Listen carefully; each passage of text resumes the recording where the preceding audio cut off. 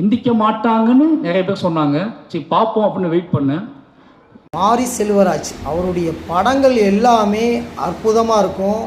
அதில் ஒரு கருத்து இருக்கும். அவருடைய உண்மை சம்பவத்தை அப்படியே எடுத்திருப்பார்.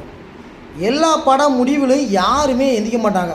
படம் முடிஞ்சு ஸ்க்ரீனை ஆஃப் பண்ணால் மட்டும்தான் எந்திரிச்சு வெளியே போவாங்க. அது தண்டியும் இது வேற எந்திரிச்சதாக நான் பார்த்ததே கிடையாது. அவருடைய படைப்பு எல்லா படத்தையும் நான் பார்த்துருக்கேன். படம் முடிஞ்சு கடைசியில் பேர் ஓடிட்டுருக்கும். அப்பவும் மக்கள் உட்காந்துட்டே தான் இருப்பாங்க, எந்திரிக்கவே மாட்டாங்க. ஒரு மனசே கேட்காது, அதுக்குள்ளே படம் முடிஞ்சிட்டா அப்படின்னு உட்காந்துட்டு இருப்பாங்க. யாருக்குமே எந்திரிச்சு போங்கிற மனசே வராது. ஏன்னா அந்த படத்தோட பாதிப்பும் அந்த உண்மை சம்பவங்களை பார்த்தவொடனே பிரமிப்போடு இருப்பாங்க. இன்னும் அடுத்த எதுவும் கதை உண்டா அப்படின்னு ஒரு ஏக்கத்தை தான் மாரி செல்வராஜோட படத்தை வந்து மக்கள் எல்லாருமே அப்படி பார்க்காங்க.